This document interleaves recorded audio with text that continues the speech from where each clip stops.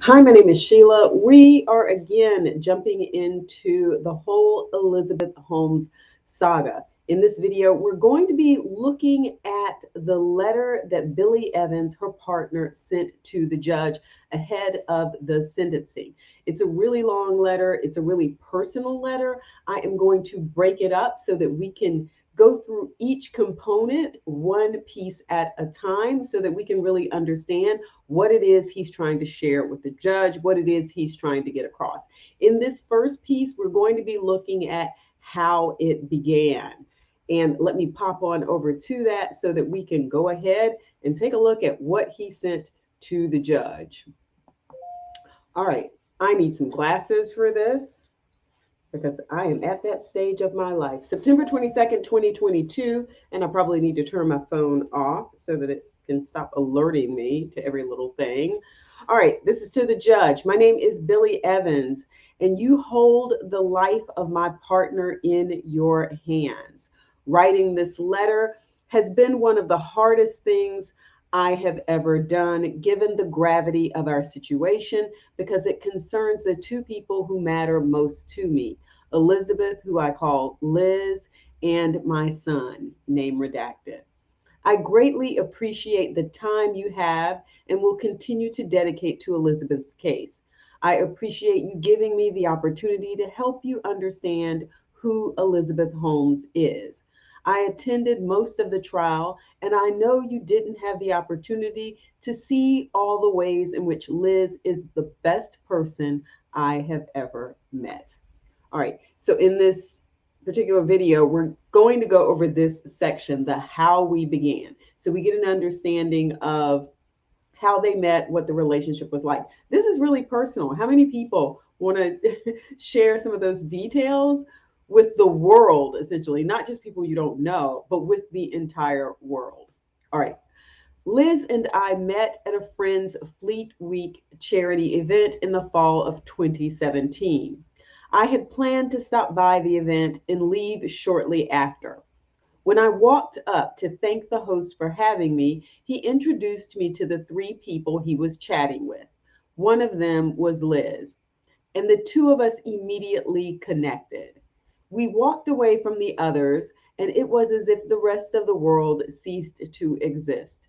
She was wearing a sun hat, had oversized glasses on, and was trying her best to stay under the radar. I didn't recognize her to be anyone I knew. Minutes later, the pleasantries turned to real and meaningful conversation. It was strange to feel so comfortable and willing to share with someone who I didn't know. I was captivated by her childish wonder and authenticity. She listened more intently than anyone I had ever met.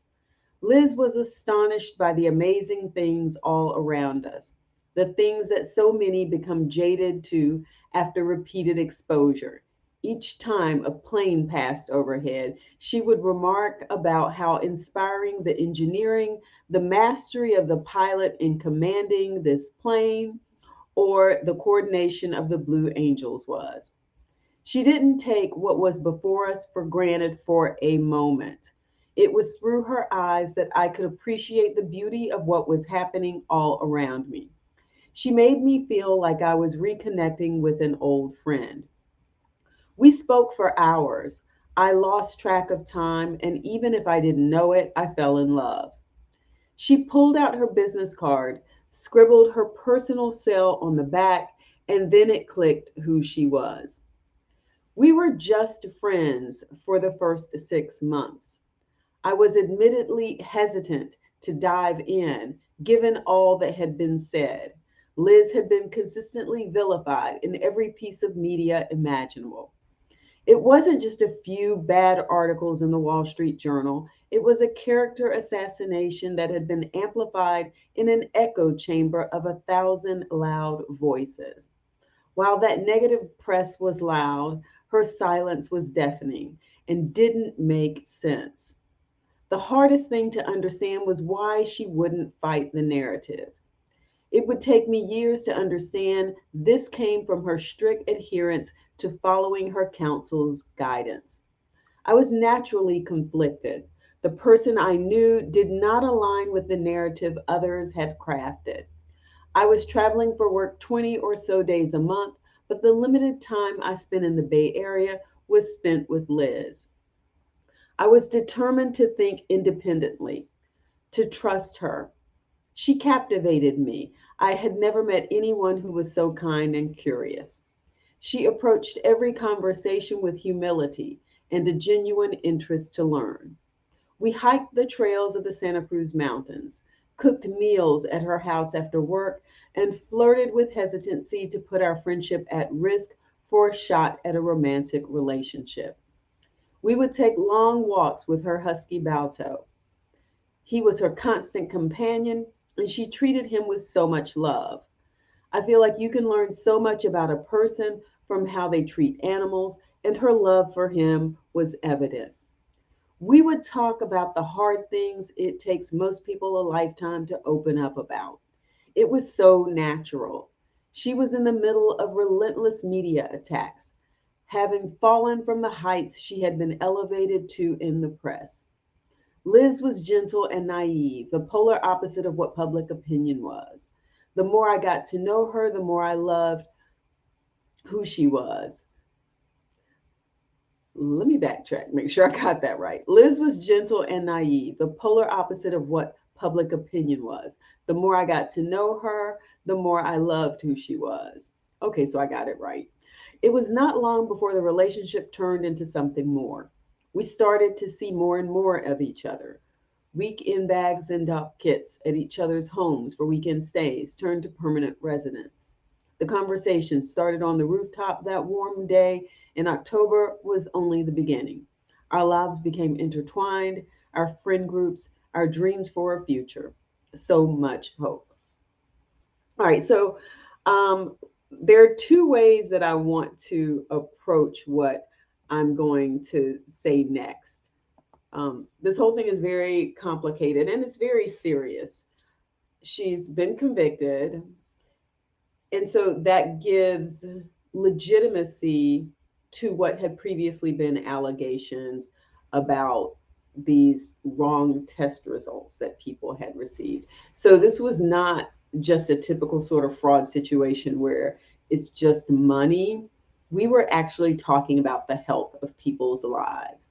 So I'm going to talk about this from two aspects. And one is from, just people having a personal relationship and then sort of trying to build that relationship. I can imagine this was very difficult for him, very hard for him to find himself like starting to like and fall in love with this person, and then reading all of this about her and trying to put it together with how he knew her and what their relationship was like and how they did things together and how she had this dog. So I can imagine it was a very difficult position for him to be in, and that there may have even been times when he was questioning himself, saying, is she playing me?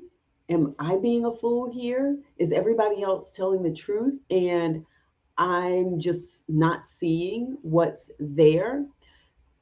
So, he could have been in that position too, just sort of wondering, what should I think about this? Should I believe everything?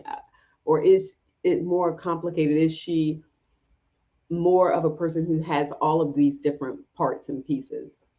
I just can imagine that that was very hard for him. But now I want to switch gears and I want to just sort of have a conversation about some of the things that he said in here that just may give us a little bit of pause. And so I'm going to scroll back up to this part. And again, it is not my intention to tear down their relationship, but I just want to point out some things that speak to the person that he saw in Liz. And so one of the things that he said here, this part about it was as if the world ceased to exist. It has a very cliche feeling when people say, oh, I met my soulmate. This is the one and only person for me. when we talked, it was like nobody else was in the room. And so, for those of you who believe, that there is a one and only soulmate for you, and that there is a person here on this earth who is supposed to be that one and only, that one who, where when you walk into a room, and you hear people say this all the time, I, my attention immediately went to that person, and I could not even focus on anything else the whole night. So we know that people say that. But when it's written here in front of you in the letter, it has a very cliche feel about it. And it could be that he had some people read over this and they may have even told him, dude, that sounds very cliche. But the thing about it is, if that's really and truly how you feel, then that's really and truly how you feel. But my first thought when I read that part was, okay, that's what a lot of people say. Um, this part about I was captivated by her childish wonder and authenticity. And so, at this point, you sort of wonder too about how authentic that is.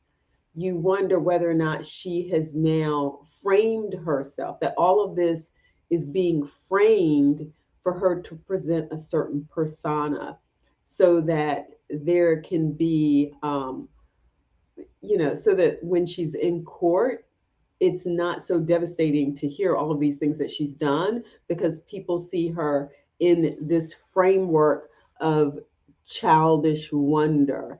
And I am actually thinking to another person who has just recently been charged with fraud, Sam Bankman Fried.